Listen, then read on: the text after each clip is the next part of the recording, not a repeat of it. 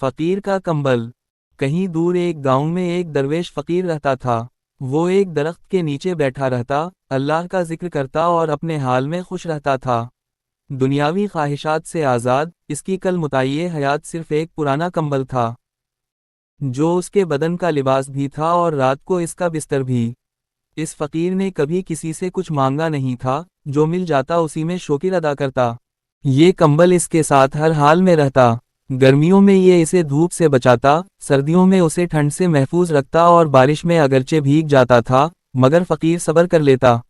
اس کے پاس دنیا کی کوئی اور دولت نہ تھی، لیکن اس کا دل مطمئن تھا۔ رئیس کی آمد۔ ایک دن ایک رئیس کا وہاں سے گزر ہوا۔ اس کی شان و شوکت کا کوئی مقابلہ نہ تھا۔ قیمتی لباس، سونے کی انگوٹھیاں، خوشبوؤں سے مطر، خادموں کے جھرمٹ میں وہ فقیر کے قریب آ کر رکا۔ رئیس نے فقیر کو دیکھا، جو اپنے پرانے کمبل میں لپٹا زمین پر بیٹھا ہوا تھا۔ رئیس کے دل میں رحم آیا۔ بابا، تمہاری حالت دیکھ کر افسوس ہوا۔ یہ کمبل تو بہت پرانا اور بوسیدہ لگتا ہے، کیوں نہ میں تمہیں نیا کمبل دوں؟ رئیس نے ہمدردی سے کہا۔ فقیر نے مسکرا کر رئیس کو دیکھا، اس کی آنکھوں میں اطمینان کی چمک تھی۔ وہ بولا، بیٹا، تمہاری مہربانی، مگر مجھے کسی اور کمبل کی ضرورت نہیں۔ یہ کمبل میرے لیے کافی ہے۔ رئیس کی حیرانی۔ رئیس کو حیرانی ہوئی۔ بابا، یہ تو کافی پرانا ہو چکا ہے، اس میں کئی جگہ سوراخ بھی ہیں۔ میں تمہیں نرم اور گرم کمبل لا دیتا ہوں، جو تمہیں زیادہ آرام دے گا۔ فقیر نے نرمی سے کہا، یہ کمبل میرا ساتھی ہے، سالوں سے میرے ساتھ ہے، ہر موسم میں میرا محافظ ہے۔ اس نے کبھی میرا ساتھ نہیں چھوڑا، ہاں، لوگ ضرور چھوڑ گئے۔ رئیس یہ سن کر خاموش ہو گیا۔ وہ سوچنے لگا کہ میرے پاس بے شمار دولت ہے، بہترین لباس ہے، نرم بستروں پر سوتا ہو، مگر پھر بھی دل کا سکون نصیب نہیں۔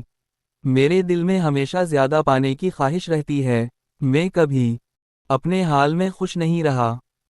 فقیر نے رئیس کو غور سے دیکھا اور بولا، بیٹا، سکون چیزوں میں نہیں، دل کے اطمینان میں ہے۔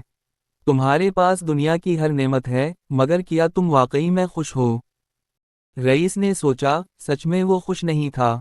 ہر وقت نئے محلات، نئی سواریوں، نئے لباسوں کی فکر میں رہتا تھا، مگر وہ خوشی جو اس فقیر کی آنکھوں میں نظر آ رہی تھی، اس کے پاس نہیں تھی۔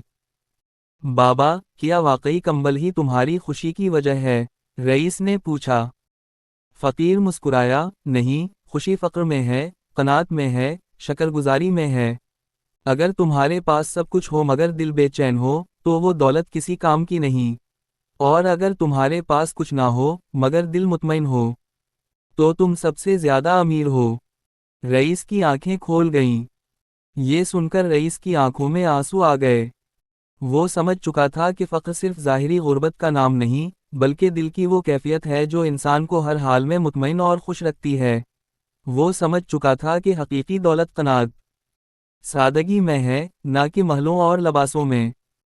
رئیس نے فقیر کے قدموں میں بیٹھ کر عاجزی سے کہا، بابا، آپ نے مجھے آج زندگی کا سب سے قیمتی سبق سکھایا ہے۔